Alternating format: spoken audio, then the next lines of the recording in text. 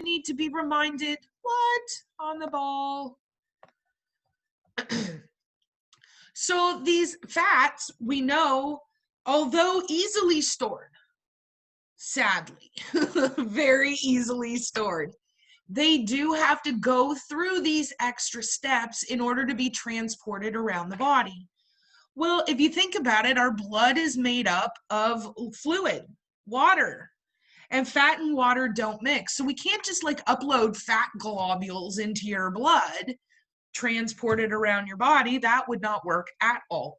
So we have to repackage these fats into the structures called a chylomicron. And that's how we can transport them throughout the body safely in a water-based liquid tissue like blood. We talked about saturated, monounsaturated, and polyunsaturated. This is going to refer to the number of double bonds. Remember, we had a bunch of different ways that we classify these fats. One of the ways is how many double bonds do they have? If we are saturated, it means we have no double bonds. We are only single bonds. Monounsaturated, we will have one double bond somewhere in the chain.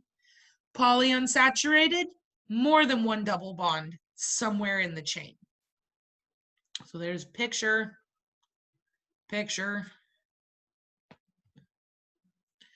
Saturated are going to be more common in your animal fats.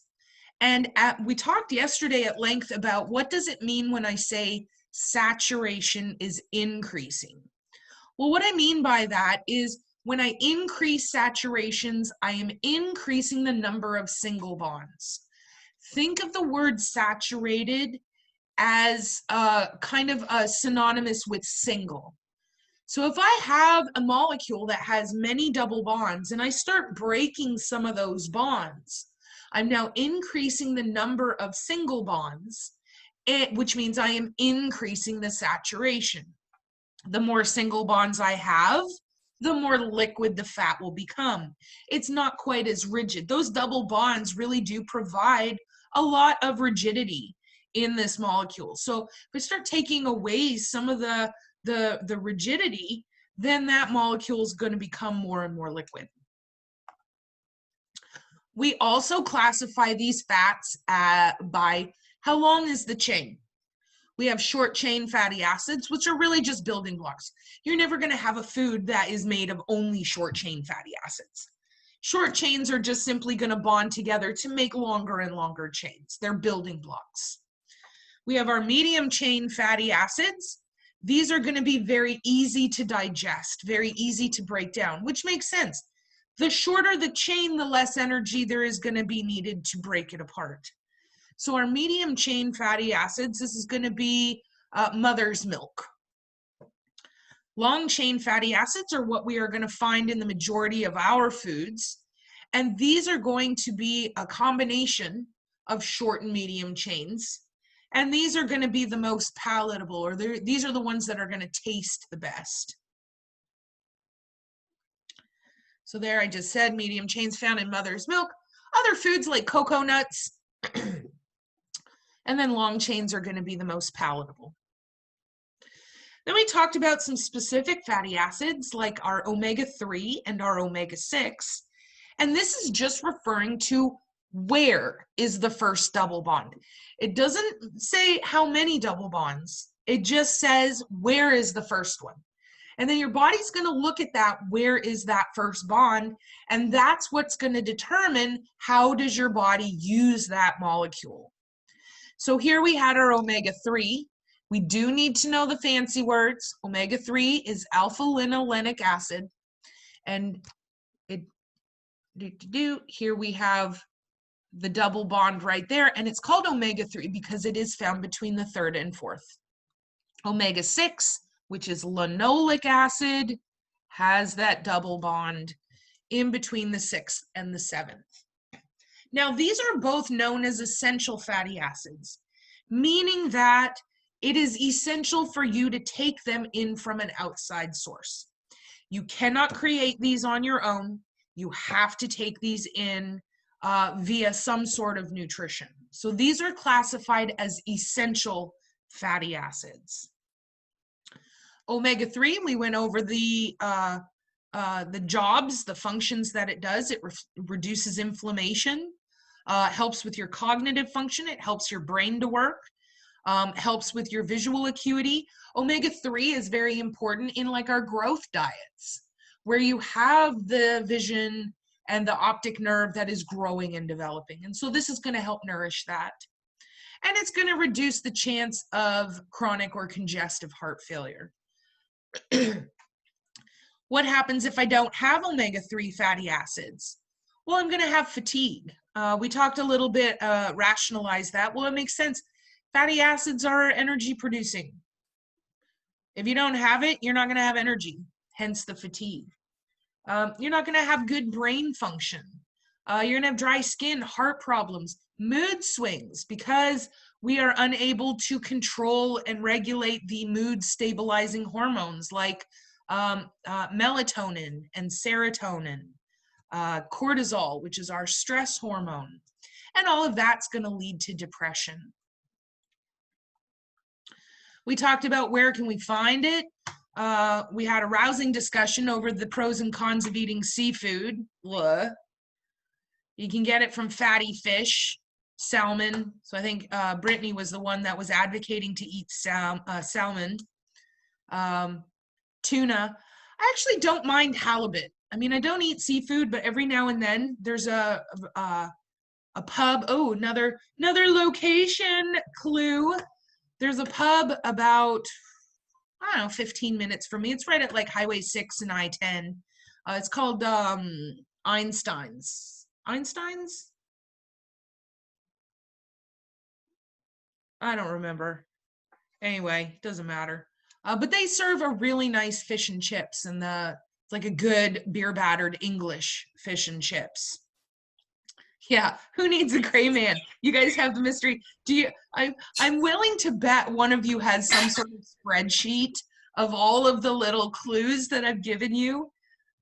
Yeah. All of the little clues that I've given you. Because honestly, if I look back at it, I have given you a shocking number of clues as to where my location is. You know, I live next to a park that had a fatality with an alligator about 2 years ago. You know that mine is a house that sides up to the park. It doesn't back onto the park. You know I live in Alief Mission Bend. Ooh, I gotta stop talking. I gotta stop talking about it because seriously, one of you guys is gonna show up on my doorstep. All right, so I do enjoy a nice fish and chips every now and then. Which is halibut. Also, not haddock. I don't care for haddock, but halibut's quite good. You can get it from the different oils, from some different nuts. Soy and tofu, which we all agreed is disgusting. It's like thick custard saliva in your mouth. Dark green leafy vegetables like kale, spinach. This is not going to include your iceberg lettuce. So I'm sorry, it's delicious, but it's not going to include that. And then, of course, we talked a little bit about your venison and your buffalo, and talked about how you can get a nice, wait a minute, Highway 6 and West Airport. I don't even know where that is. I don't know where West Airport is. So apparently you weren't that close to me. Because I don't even know what. I don't even know where the West Airport is. I'm gonna look it up later. West Airport. Question mark. So, don't know. And then we talked about some eggs that are enhanced. This is not going to be just any old egg. You got to get the ones that are specifically enhanced. Okay, so our omega-6 fatty acid, essential fatty acid. Now, this is going to convert into a different fatty acid in the dog. So the dog only has the 2 essential fatty acids. It is going to require our omega-6 and our omega-3s. Okay, so I know where Patterson is, and that's actually north of I-10. I'm south of I-10. So that the Patterson's the one right by the park, right? Bear Creek Park, not Bear Creek. Yeah, Bear Creek. Bear Creek? I don't know. Anyway, doesn't matter. Yeah. The cemetery. Right by the stable, the barn. Yeah, that's way north of me. That's like 20 minutes north of me. So you're not even in the right ballpark.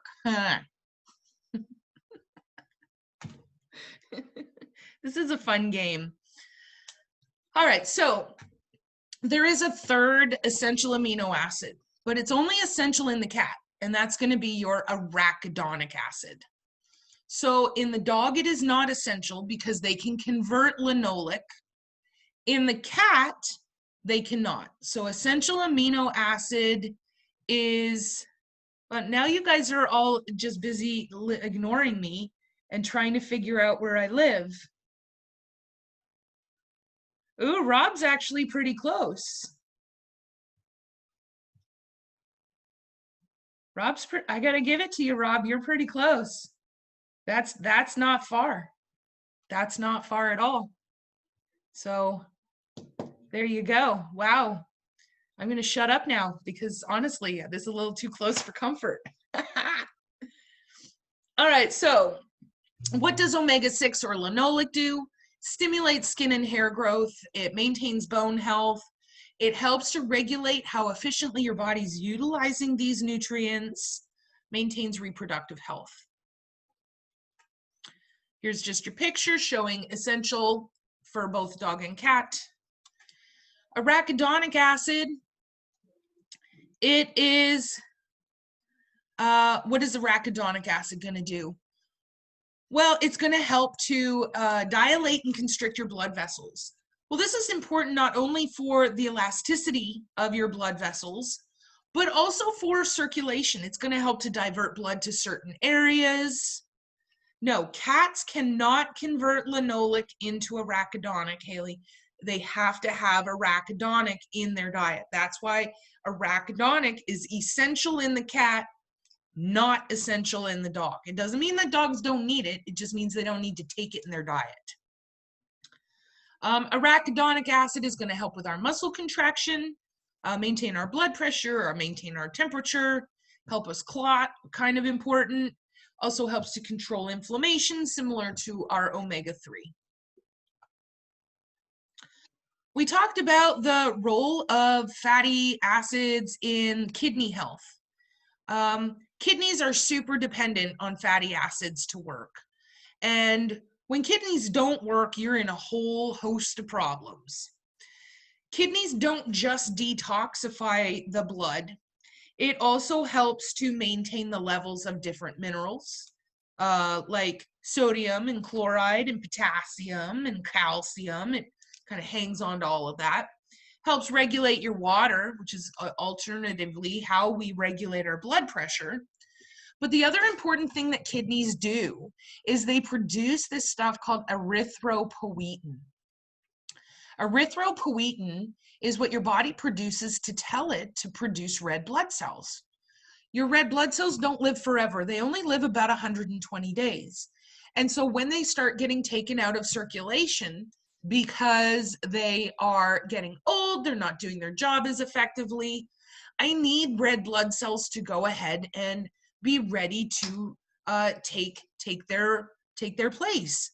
And so it is the kidney that signals the body with this erythropoietin to go ahead and start forming more blood cells. So a deficiency could be anemia, because if our kidneys are not working, because we're deficient in fatty acids, it means we're not getting the signal to produce red blood cells. We're going to have the alopecia and the hair coat. We talked about this because we can't use any of the other energy producing nutrients, including proteins. And finally, we could have hepatic lipidosis, which is due to the over breakdown of stored energy. I still need fatty acids. I still need fats. And if I'm not getting them in my diet, that means that I'm going to have to start catabolizing myself. Well, when I do that and send that catabolized tissue to the liver is a little bit overwhelmed and it starts getting a backlog of this fat, and that's what creates this accumulation, the hepatic lipidosis. Hepatic meaning liver, lipidosis, condition of fat. So prostaglandin is a whole other bag of worms. So we're not going to go into prostaglandins. Prostaglandins are a type of hormone. You guys are going to get into prostaglandin formation when you get into the endocrine system with Ms. Smith in anatomy. 1 gram of fat equals 9 calories of energy. Unlike carbohydrates, which 1 gram of carbohydrates gives you 4 calories of energy. Makes food taste good, provides texture, and it is essential for the absorption of some of our other nutrients, specifically like our fat-soluble vitamins, A, D, E, and K. The different type of fat, well, if it's going to influence your appetite by making stuff taste good. If stuff tastes good, you're going to eat more of it. It's also going to help with the levels of other nutrients, helps our muscles work, helps maintain our hair coat. And we have different types of fats that are deposited differently in the body. We talked about this a little bit yesterday, specifically with if you're trying to be on a weight loss program. And it can get very frustrating because you go on the weight loss program and you are losing 1 to 2 pounds a week, which is what you should be. If you're losing more than 2 pounds a week, you are doing it in an unhealthy way. But then you hit that plateau because some fats, there are different pathologies of fats. Some fats are easier to catabolize than others. And so that's just the tissue pathology. And this is just another A, D, E, and K. Down here we have fatty acid supplements. This is just a specific brand called 3B Caps. Pretty common that we give our pets these skin formulas, especially our allergy animals. If you have animals that have a seasonal allergy, we may go ahead and put them on fatty acid supplement to help with any inflammatory response associated with those allergies. They are water insoluble, can't dissolve it in water. They cannot be synthesized. The only fatty acid that can be created in the body is in the canine with the arachidonic acid. And then, of course, it's catabolized when your body needs it.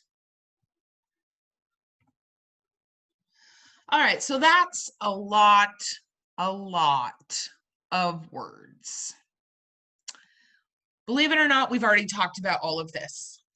I'm going to get off this slide for a second because this many words terrifies some of you. Yes, 1 gram of fat is 9 calories of energy. All right, so we've already talked about the term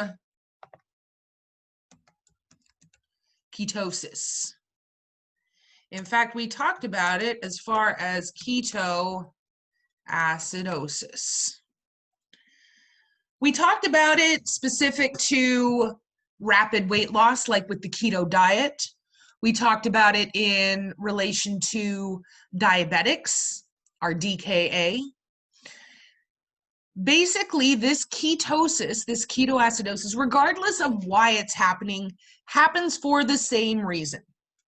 You are, let me expand this a little bit. You are deficient in fats. Your blood glucose has begun to drop. So, like for example, right now, my blood sugar is probably going down a little bit because I haven't eaten anything yet. And so what happens immediately, the response to the blood sugar dropping, I start catabolizing my own body tissue. When you catabolize your own body tissue, you form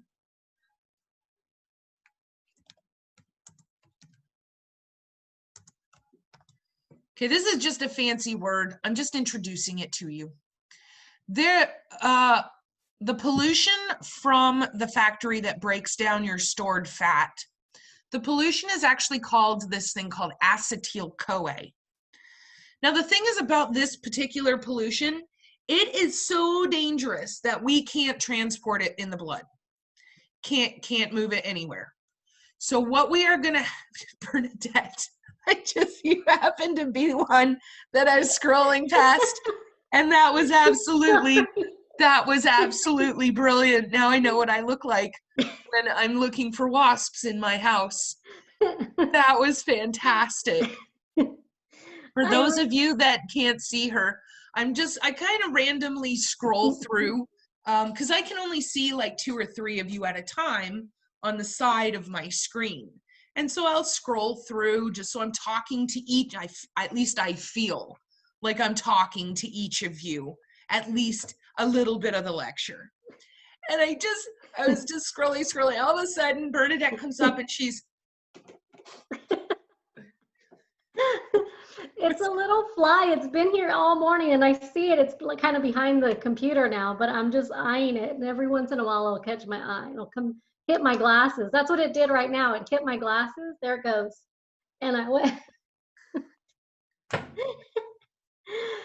that was fantastic. Oh, I needed that. That was great. You're welcome. All right, so this acetyl-CoA, we got to convert this into something that's not quite as dangerous, still pretty dangerous, but not quite as dangerous. So this acetyl-CoA is what gets converted into ketone bodies. We've talked about this in multiple discussions. Ketone bodies are acidic. Now, in small, manageable amounts, I can handle it. My kidneys are going to filter them. I'm going to urinate them out. Everything's great, no problems. But if my blood sugar continues to drop and I am continuing to have to catabolize stored energy, suddenly these ketone bodies are being produced, they're kind of being mass produced. And they're being produced to a degree that my body is unable to get rid of them effectively. There's just too many of them. The kidneys are now, oh my God. Okay, so the way that I think about this, and I'm not even dating myself because it's not like I was live when this show actually came out. But there's a TV show, old vintage show called I Love Lucy. You've at least heard of it. There's a very, very famous scene.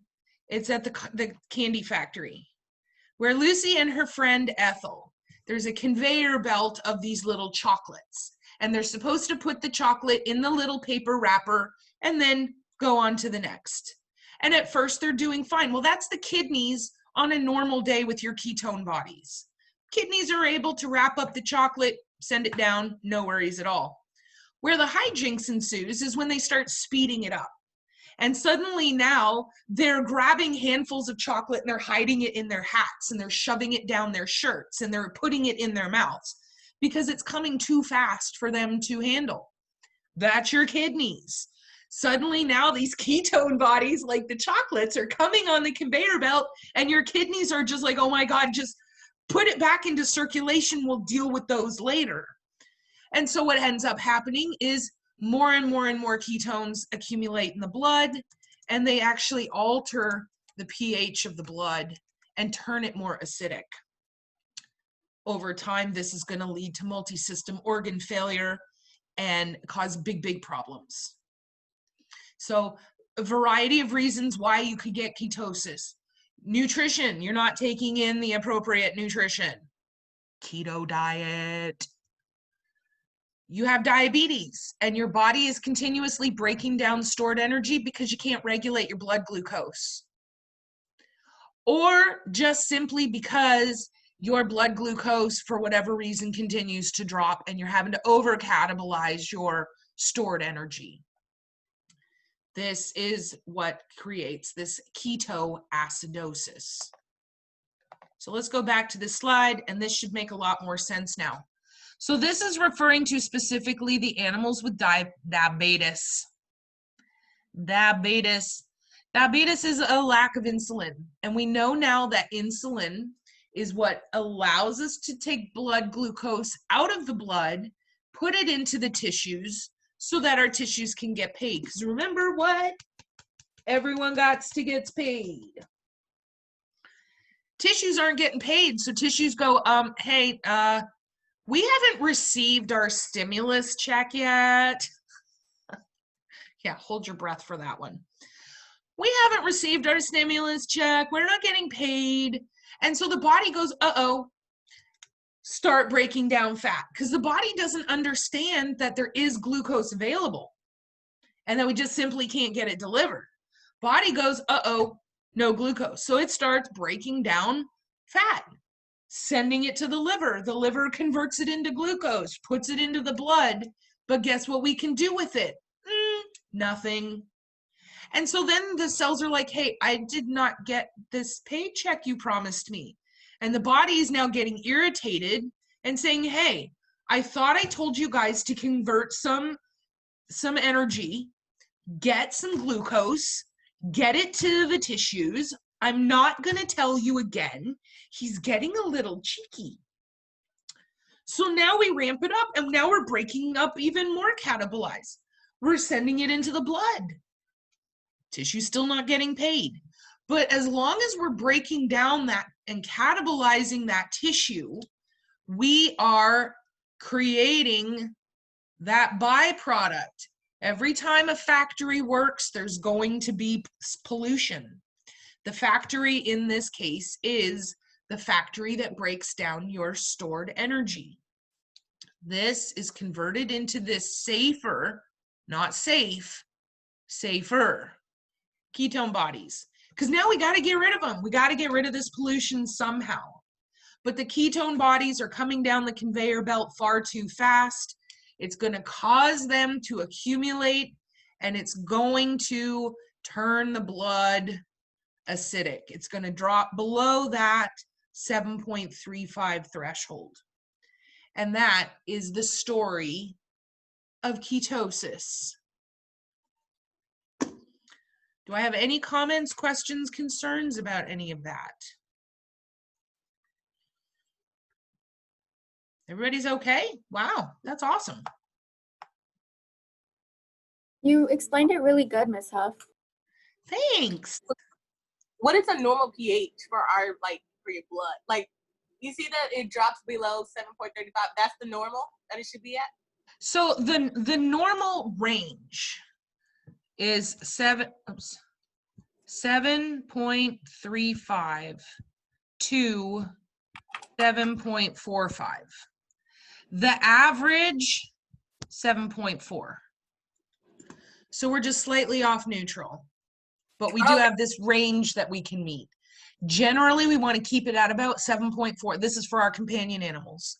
You want to keep it at 7.4, but the healthy acceptable range is 7.35 to 7.45. That's cats and dogs? Yes, cats and dogs. So when you are, Jennifer, when you are looking at those strips at the grocery to see if you are in ketosis, and this is where I kind of do shake my head just a wee bit, because ketosis is not a state you want your body to be in. You don't want your body to be in ketosis. Ketosis means the pH has been altered to an acidic state. But through this keto diet, one of the ways that they say, hey, the diet's working if you have detectable ketones in your urine. No. Shouldn't have detectable ketones. If you have detectable ketones in your urine, you got a problem. You have ketones. You are at the tail end of that I Love Lucy episode. Kidneys can't keep up. So this is where and it hopefully is just a short period of time. But yeah, extended time of detectable ketones is not a good sign. Not I a had good a sign. friend of mine who did that Atkins diet, and she had these strips, and she would always run around all happy. I'm in ketosis. I'm in ketosis, like it was a good thing. So it's Well, not really good. The ketone diet really is just a diversion. Not diversion. What's the word I'm looking for? Where it's basically like a repackaged Atkins diet. They've taken the basic principle of the Atkins diet and they've altered some of the parameters, hopefully to make it safer. And yeah, and so one of the things is that you're supposed to see that you're in revamped, thank you, revamped ketosis or Atkins diet. And yeah, so they say once you hit ketosis, you have ketones that have accumulated to the point where you can detect them, the diet's working.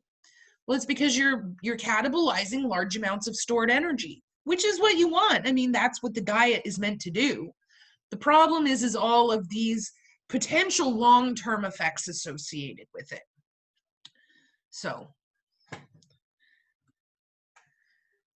there, see, I was getting ahead of myself. The normal pH for our animal's blood is 7.4. And the normal range is 7.35 to 7.45.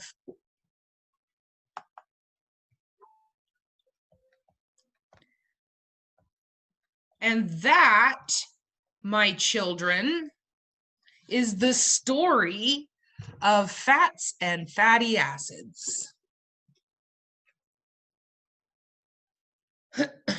All right, so what questions can I answer for you before we start to move on to the third and final energy producing nutrient, our proteins and amino acids?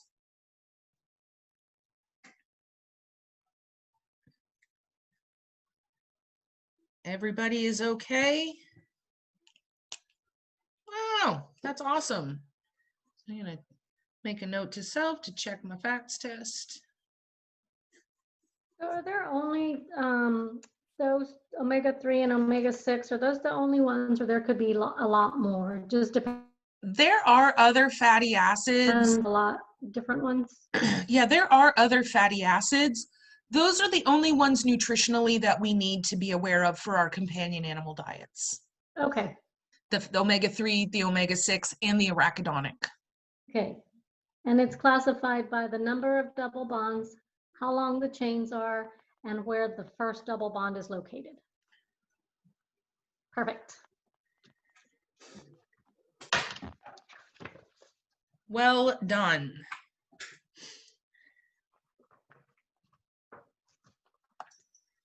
This, let me see here. This might be a precedent. I don't see anybody with an animal on them today. Except my little gnat or fly, wherever it's Except at. for the fly. I don't see a single animal today. Casey, So we, Casey is failing then. Where's Goose at, Casey? I know, where is Goose? Where is Fred? Where are the children? Where are the children? Where's Ariel's little Dotson, her little pillow? There's Fred. Hi, Fred. Fred! Freddie, the dead dog! There's Fred! Kaylin Sure. has her little puppy that she got that's getting bigger and bigger. Kaylin. All right, so let's talk about proteins. Proteins are, wow, I did not freeze, just my brain froze. Proteins are made up of amino acids. I was just like,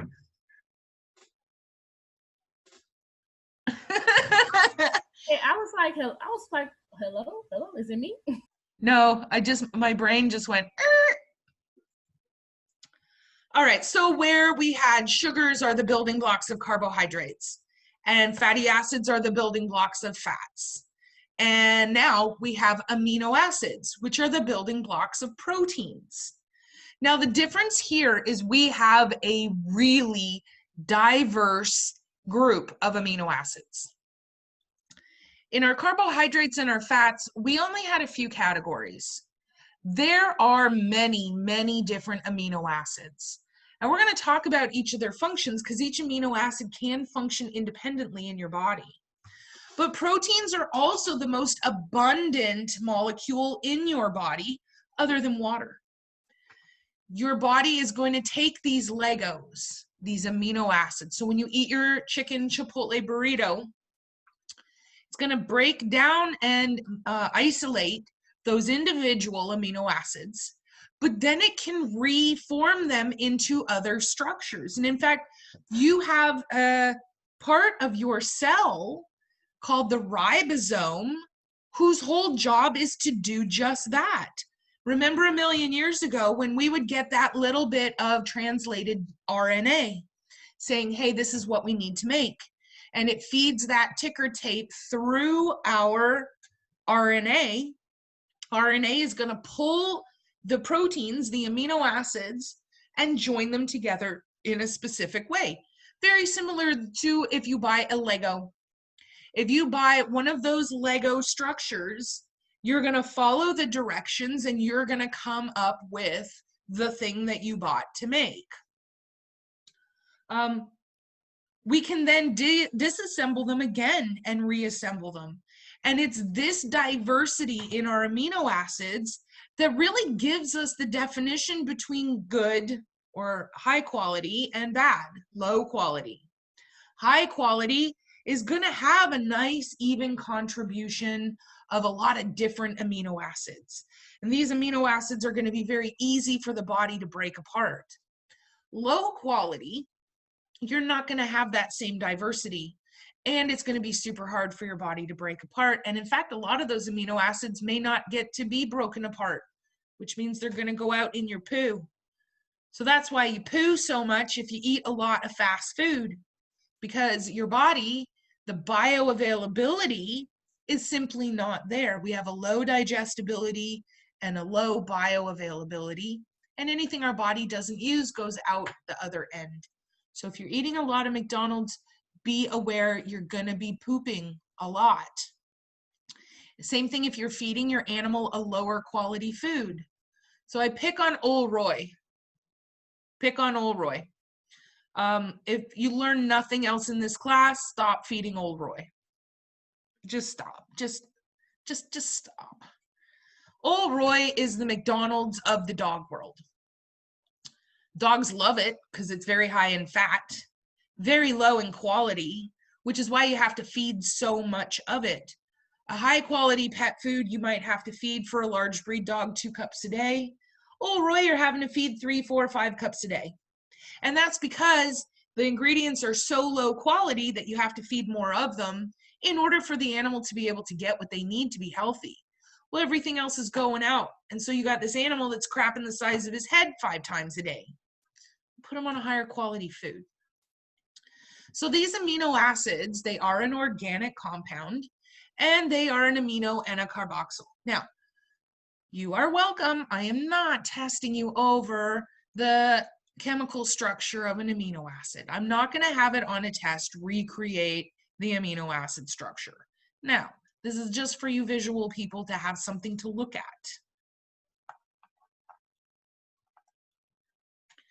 Amino acids can be found in both plant and animal tissues. Now, being an omnivore, dogs need to have amino acids contributed from both. They need to have from both plant and animal. Now, cats are obligate carnivores, which means that there are several amino acids that they need in their diet that can only come from animal tissue. There's 2 specifically. You don't have to write this down. It's just so you've heard them. We're going to talk about them here in a minute. Taurine and arginine. These are 2 amino acids that are only found in animal tissue, and cats have to have them. Without taurine and arginine, they'll go blind, they'll suffer heart failure, they'll suffer liver failure, and they will die. It can kill them. So that's why you cannot put these obligate carnivores on a vegetarian diet, because these are not amino acids we would find in plant material. We have 2 different categories of our amino acids, just like we've had categories.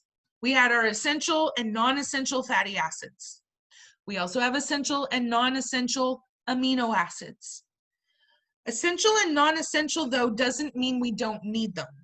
What essential versus non-essential means is whether or not I need to take them in the diet. If it is an essential amino acid, I cannot create it for myself, and I have to take it in from an outside source. Non-essential amino acid means I still need it. My body still needs it, but my body is able to utilize essential amino acids and restructure them into non-essential. So non-essential does not mean I don't need it. Non-essential means I don't need it in my diet because my body is able to create them for themselves.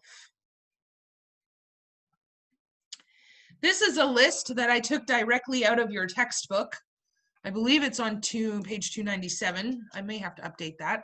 I don't remember what version you have versus what I have. But we have here the essentials. And oops, I need my pen. Give me my pen. So here are the essentials.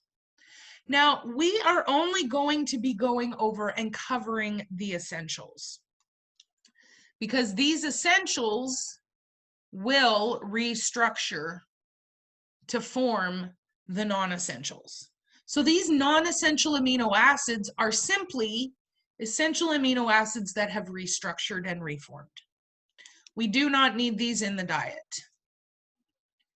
We're going to talk about these one by one individually, and we're going to talk a little bit about which of these essential amino acids have to combine and what non-essentials are they going to create. So as I said, proteins are the building blocks, or amino acids are the building blocks, the Legos that make our protein, and they are essential to all of our living cells. So what does it do? Well, protein does just a gamut, just honestly. I could fill up slide after slide after slide. We're just going over the broad strokes. Protein's going to regulate your metabolism. It's going to regulate how efficiently are you breaking down and utilizing the nutrients that you're taking in. It is going to be a primary structure in your cell membrane. It's going to help with muscle fiber. And in fact, protein is what makes up your muscle fibers. We talked all about muscles. I think that was our last chapter in anatomy and physiology. But the muscle fibers, your muscles are made of protein. And it is these proteins that are interacting with each other that allow our muscles to contract and have motion.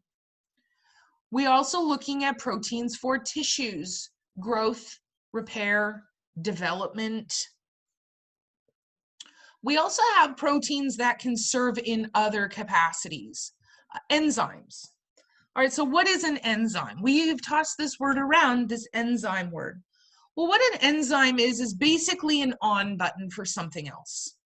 An enzyme is something that can initiate some sort of additional action within your body. Maybe it'll turn on a gland, maybe it'll turn off a gland, but enzymes basically go around your body and they initiate other functions. We have hormones, which our entire body is pretty much governed by enzymes and hormones. Hormones, of course, you have the ones that you think of immediately, like estrogen, progesterone, testosterone. Those are all reproductive hormones. But you also have some other hormones, hormones that are creating some sort of effect. For example, the erythropoietin that we talked about in the kidney in relation to our fatty acids. That's a hormone that initiates red blood cell production. So hormones, these are going to be things that are going to initiate some sort of action. Finally, we have our antibodies. And there's been a lot of talk. This is a word that we've been hearing thrown around in the news a lot lately, the term antibody. That is kind of the reason why, and I think we may have talked about this a little bit in one of our previous lessons or previous class. Antibodies is your immunity's memory.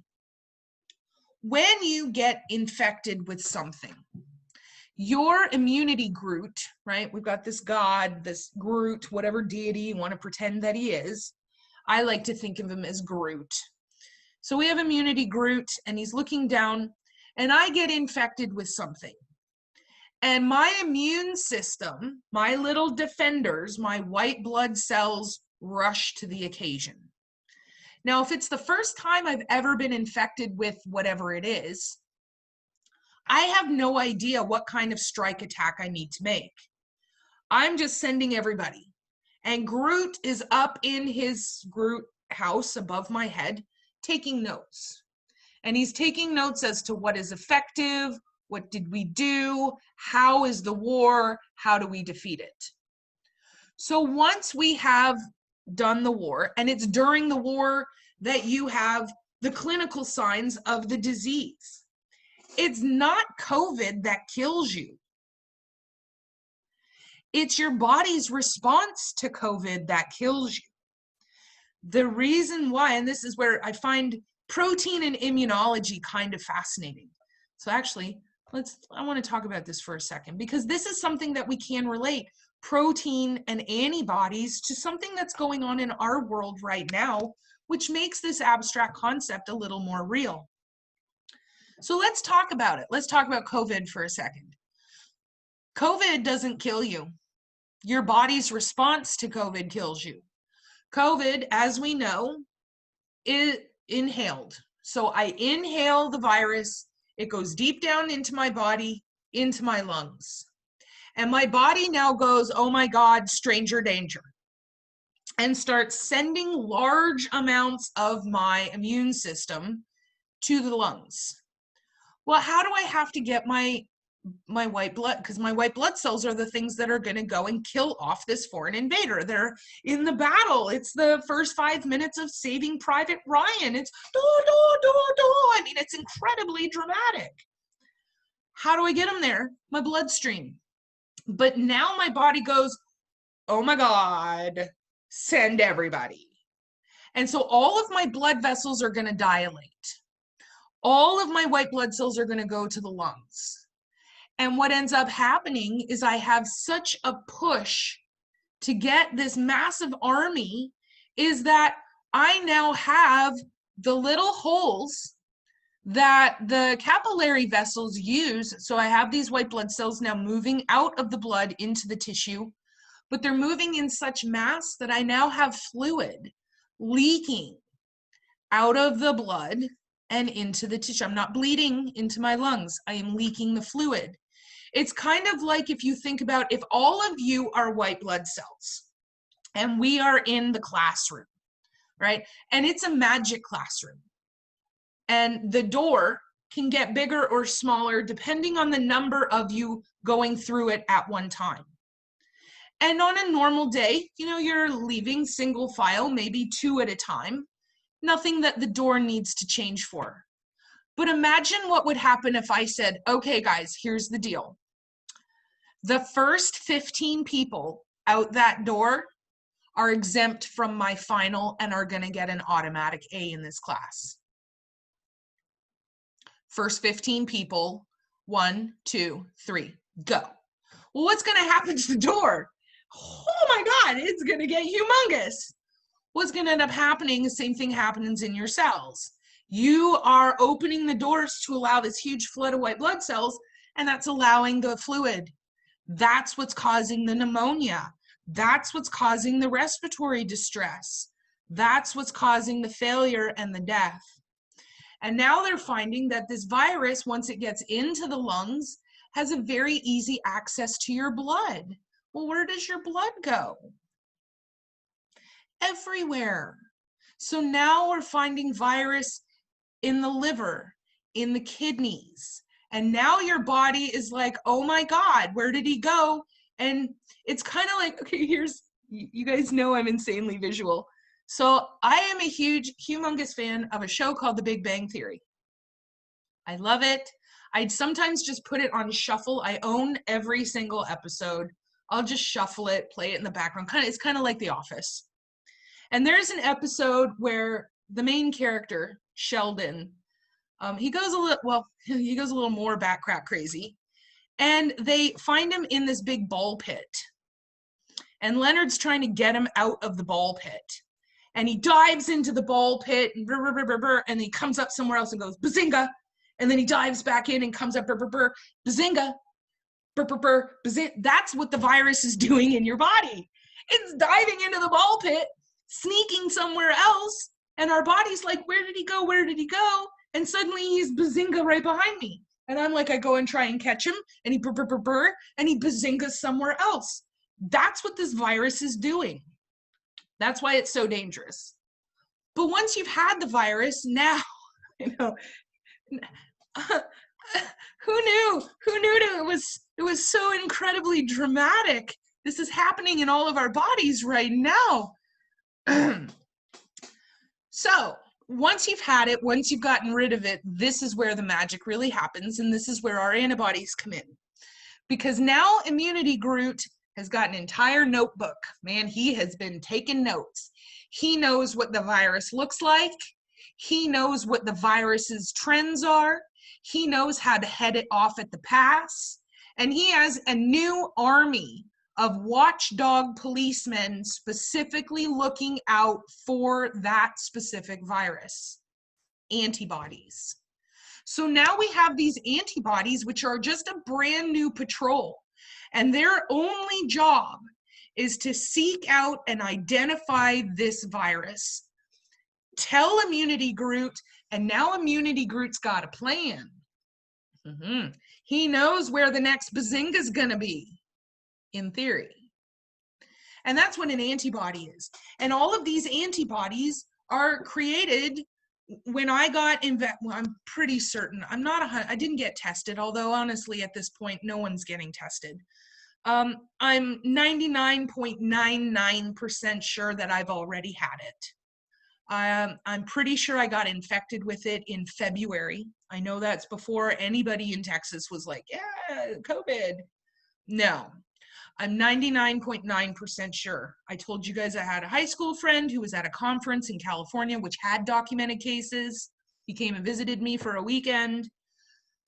I got sicker than I've ever been in my entire life, and I had West Nile virus. You beat it up. I had chronic West Nile virus. So I'm pretty sure I've already had it. But so what that means is now I have this little patrol.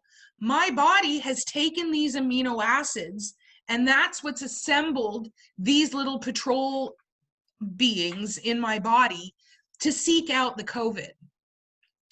Here's where the data, this is why I find immunology and its association with protein so fascinating.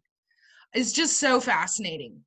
So we now have, if I get infected again, in theory, I know where the next bazinga is going to be. But here's the other danger about this stupid virus. No, actually, you know what? I take it back. This is one of the smartest viruses we've come in contact with, other than the Spanish flu back in the 1800s. This virus is ridiculously smart, and it is able to change its tactic. So now I know the COVID that I got in February, I'm protected. I got an army. I know how to defeat it. The problem is that the COVID that's out there right now is different than the COVID that I got in February. So even though I have a whole army looking for COVID, they're looking for the wrong guy. And this is where they're seeing people get reinfected with just as serious a response, because suddenly it's changing the rules. And where it was primarily a respiratory issue, now they're finding in successive cases, the second time it might go and be a liver issue, or it might go and be a kidney issue. We don't know where the bazinga's coming up. And our body is completely unprepared, as if we've never been infected with it before. So this is where, bringing it back to protein, this is where the real, so if you're going to get into a little bit of conspiracy theory, where do we get our protein from? We're omnivores. Where do we get the majority of our proteins? Meat. Meat, yep. If I am protein deficient, if I am amino acid deficient, guess what my body cannot create? Antibodies. Can't create antibodies. Damn it, Bernadette, your bug came to my house. How did that happen? Y'all are right next to each other on my screen. Yeah, we're next to each other on my screen. Your stupid bug just flew into my house. It's like those commercials when one thing goes to the other screen, you know, and you're like, hey, how did they do that? You know? Yeah, it did. That's And it how it just works. came up from behind my... That's so funny. You're welcome. It's just a little, like a little nit. It's right there. Now I can see it. And Now I can't. Oh my God, this is weird. This is a magic nit. I just saw it just popped up from the back of my computer right now. And it went that way. All right, well, you keep it then. I don't want it. Thanks. That's weird. Glitch in the matrix. Absolutely. So that was bizarre because it's gone now.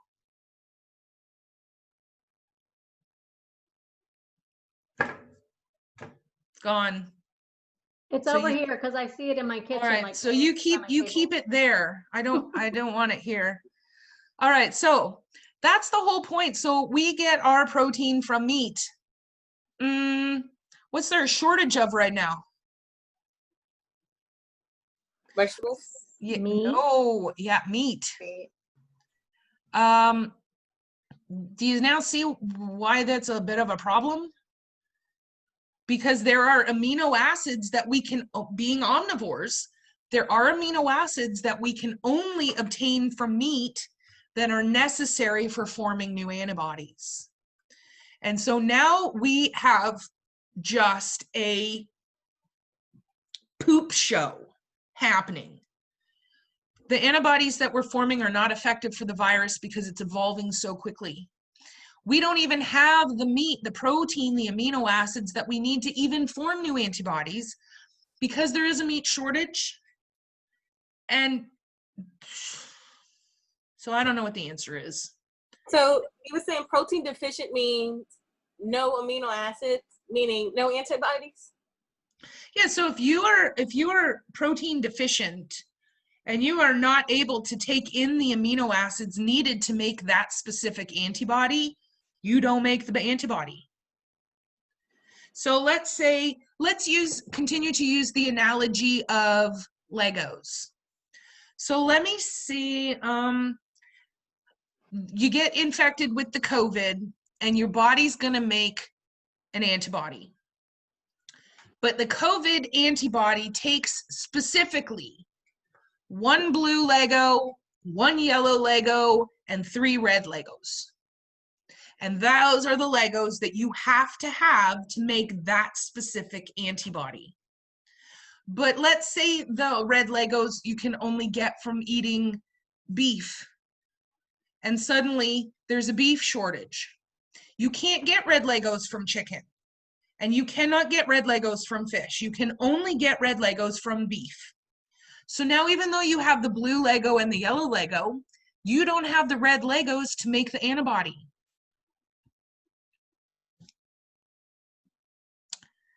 So that's a problem.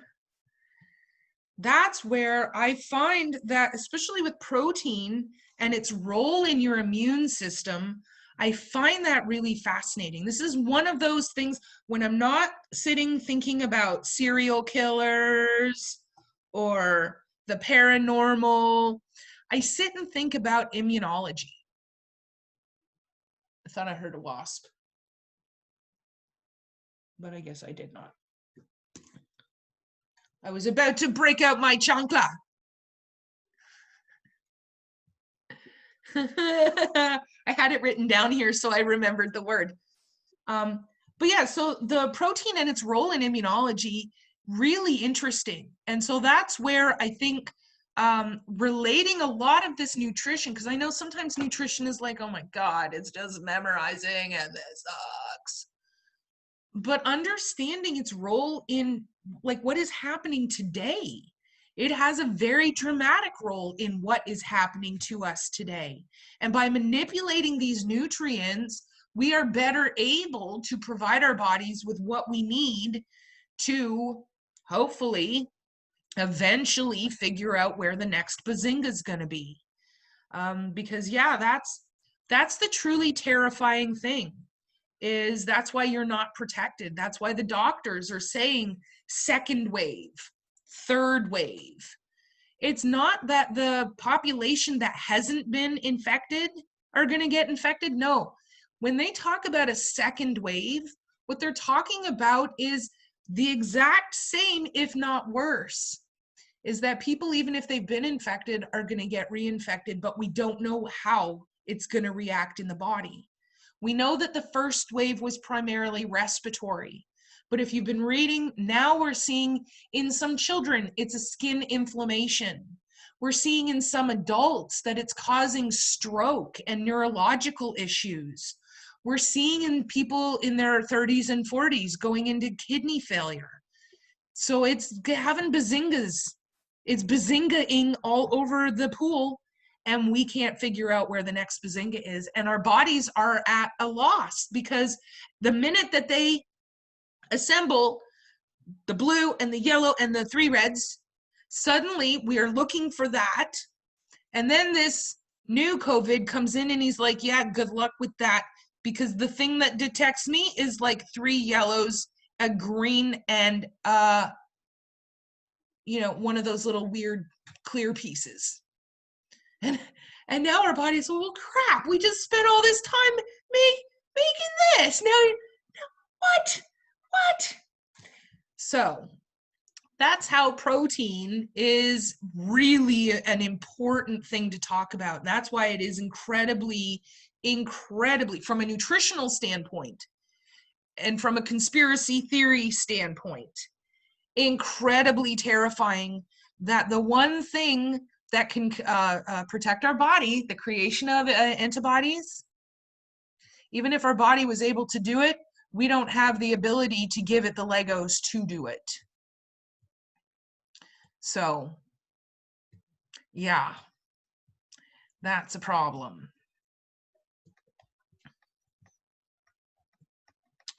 All right, let me go back in here.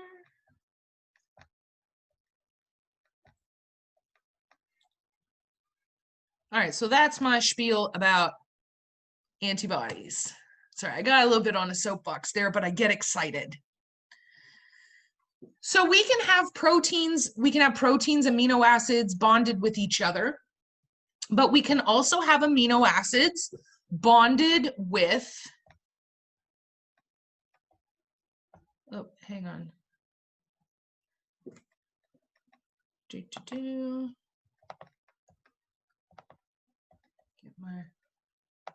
There we go. Oh, thanks, Lauren. I'm glad you found it interesting. Anytime you can relate some of this abstract information to, something going on in the world today, I think it kind of helps to just make it a little more real. All right, so we can have, as I said, we can have amino acids that are joined with each other to make proteins, but we can also have proteins that are bonded in more complex structures. You could have proteins that are bonded with carbohydrates. This is going to make what's called a glycoprotein. Glyco meaning sugar, protein. You can also have proteins that are bonded with fats, and these are going to be known as lipoproteins. Ms. Huff, can you give an example of a glycoprotein and a lipoprotein? Nope. Okay. I was just wondering.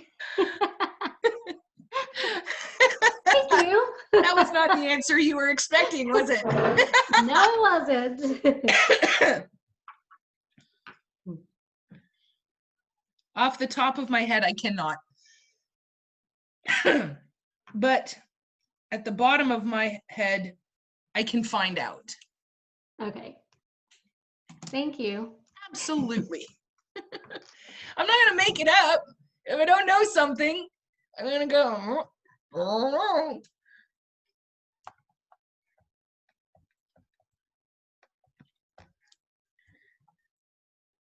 All right, so this is a chart that you are going to see over and over and over and over and over again. We talk about it now in relation to the protein percentages. You can see here that we also have our different fat percentages. We are going to talk about it when we discuss puppy food versus adult food versus performance diets. So basically what I am saying is put a great big star beside this chart and just know the chart. Know this chart. For right now, I'm just going to ask that you know the percentages for the proteins. But going forward, like when we get into life stage diets, etc., you're going to need to know this chart in and out. So these are the recommended percentages in the diets. Here, this is the recommended percentage for a growth diet. And we can see that it's significantly higher than what we see for the adult. The reason for that is growth. We are growing, we are developing, we are needing to provide the building blocks to grow and develop. And amino acids are going to be a very, very important part of that. And so that's why the protein content in the puppy diet is so much higher. But what do we see on this chart that looks interesting?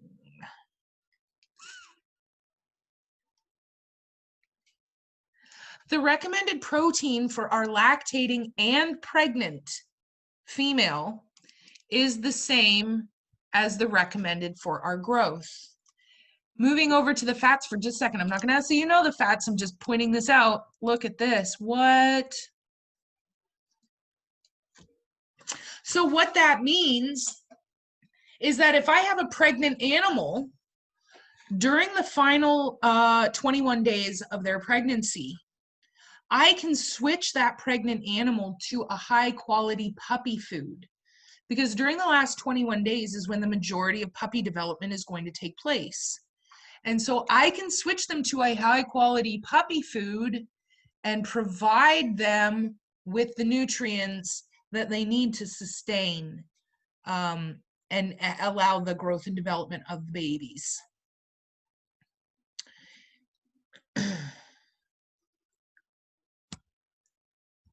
Here we have a couple of other percentages. So here we have for a performance dog. Now let's define what a performance dog is.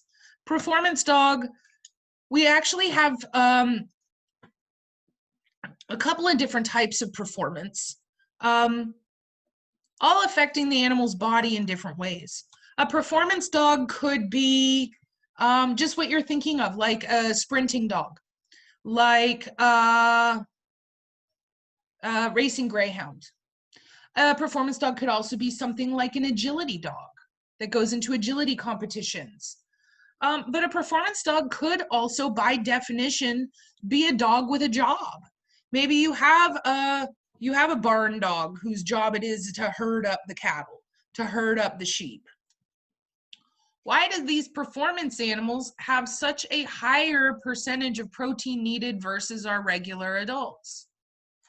Well, when you break down muscle, when you work out, when you do your exercise, you break down muscle. You have to be able to replace it.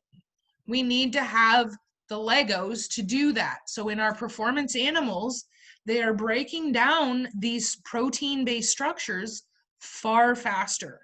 So we need to provide them with more Legos to rebuild up those structures. Yeah, police dogs. And you really also have to gauge, so there will be times, like for example, with our, let's say our agility dogs. The agility dog going up to the competition are going to be training very, very hard.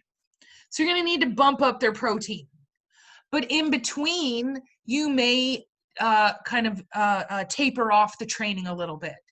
And so then we would have to lower that protein. So we're really going to have to tailor this to the individual animal. Here we got our racing sled dogs. These are going to be the dogs like on the Iditarod. These are the dogs that you see, that are up the primary source of transportation in Alaska. Although I don't understand why anyone, other than it's breathtakingly beautiful, I sure as heck wouldn't want to live in Alaska. No. Heck no. No thanks. But that's just me. I mean, it doesn't float my boat. But however, if you've got a racing sled dog, so that racing sled dog is pulling a sled, and those sleds are not light. Those sleds can weigh anywhere from 300 to 700 pounds. And then they're carrying another additional, let's say 200 pounds of person through rugged ice and snow. And they are running for endurance. They are running miles and miles. The Iditarod, if you've never seen it or researched it, it's fascinating. It's a 1,000, is it miles or kilometers? I don't remember. It's 1,000 of something. It's 1,000 inches. No, I'm kidding. I think it's 1,000 miles, if I'm not mistaken. And it's a race, and it takes them like 2.5 weeks. And they are running miles and miles and miles for hours and hours and hours. Well, what kind of muscle breakdown are we going to be having there? Oh my God. So the majority of the nutrients that they take in have got to be amino acids to rebuild that damaged muscle. All right, so how do we know? How do we know if a protein is a good quality or not? Well, we have a couple of different tests that we can perform on this protein to determine its quality. This information is in your textbook, but I've kind of gleaned out the broad strokes.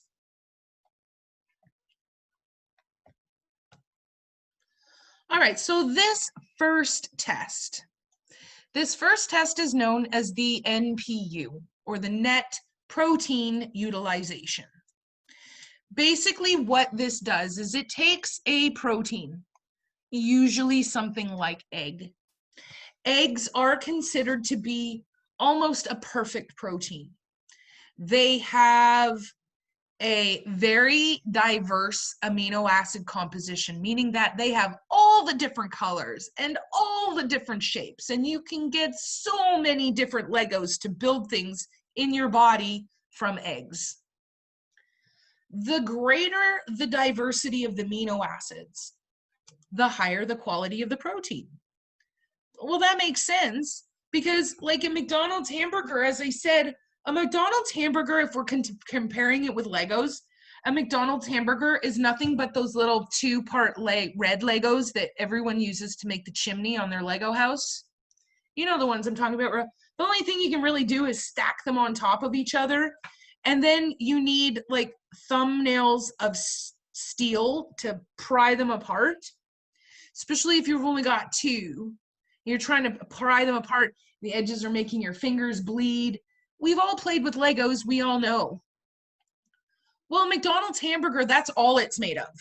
So when we eat that McDonald's hamburger, those are the only amino acids I have, and that's not contributing to the creation of different proteins in my body very well.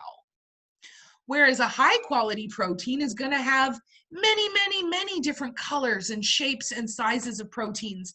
Very easy for me to break them apart. And that way I have way more different types of Legos to make other proteins in my body. How do I know? I'm going to take whatever protein that I am trying to evaluate, and I'm simply going to compare it. Now, is this something you can do at home in your kitchen? No, of course not.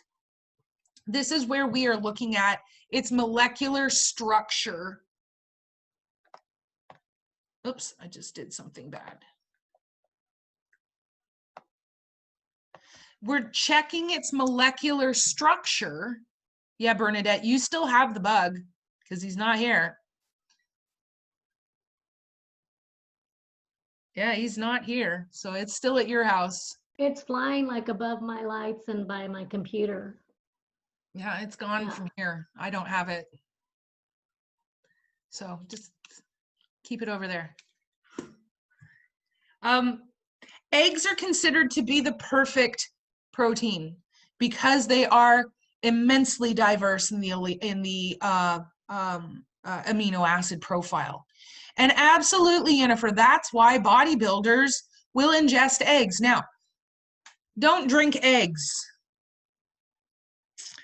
Just look at my face. And that's not because it's gross and slimy. I honestly don't mind eggs. I tend to eat, a lot of eggs. It's easy. Make a nice scrambled egg, bacon for dinner. It's relatively low in calories. So you're getting your proteins and you're getting your fats. Eggs are considered to be the perfect protein because of the diversity. So what they do is they are drinking. So the protein, raw or cooked. So there is some debate on this. Does the amino acid degrade when you cook the egg? Well, of course it does. Does it make it unusable in your body? No, it does not. What the bodybuilders are doing is trying to take in the amino acids in their most pure form, pre-cooked. But the thing is that the eggs you get in the grocery have been there for a while. So here's my little spiel about eggs. So did you hear TIL? Today I learned.